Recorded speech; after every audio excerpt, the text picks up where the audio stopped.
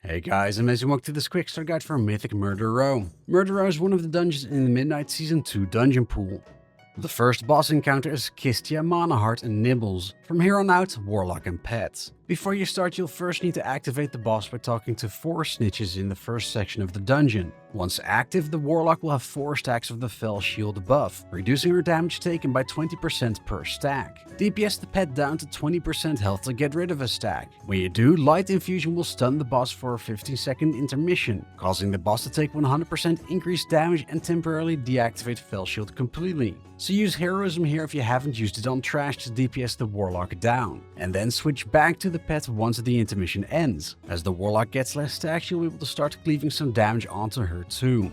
When not in the intermission, you'll have to deal with a bunch of abilities. Chaos Barrage will deal damage to the tank, and then a smaller amount to other players that you simply have to heal through. When Fell Spray is cast, move out the direction of the cone and pay attention because it rotates. Next, move out of the Fell Nova circle, and interrupt the mirror images that cast Fellstorm. Stuns and crowd control also work to interrupt it. Lastly, dispel the corroding spittle dot when you can.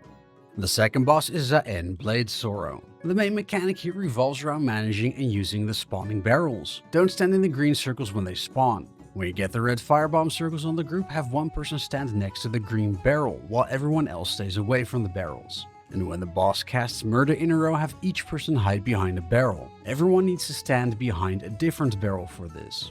Other than that, use a personal cooldown for the group-wide AoE killing spree, and when the tank gets the envenom poison, dispel it. If you can't, it'll deal damage and reduce their maximum health by 30%. The next boss is the Annihilator. He's all about managing the little space you have. Tank him on the edge of the circle. Legion Strike is the tank buster of the fight. Use a personal as it'll reduce your healing taken by 80%. Of course, point the cone away from the group. When you get the axe throw arrow on you, move close to the boss, and then kill the axe that spawns. The group will take increasing AoE damage while the axe is alive. And when you get the Infernal Crush circles on you, spread out so that no one is in your circle. Lastly, at 100 energy when Demonic Rage is cast, use a personal cooldown for the AoE. Tanks, kite the boss slowly, don't stand in the fire, and DPS use cooldowns, as the boss will take 30% increased damage.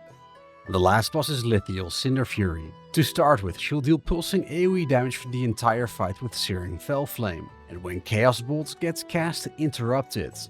Tanks, as they need to be killed, will spawn throughout the fight, but there's one type that you can't kill. The Infernal will chase you around, so you'll need to keep kiting it. Next, when everyone gets the circles with Fingers of Gul'dan on them, stand as close together as you can without standing in each other's circles. Killing the many imps that spawn goes a lot easier when they're spawned close together. Of course, use interrupts and other CCs to stop the imps from casting. Lastly, when the boss teleports away and casts Malefic Wave, wait for the circle to expand away from the Warlock gate close to the boss. Once the circle has expanded enough, click on the Warlock gate on your side of the circle to teleport safely across the circle.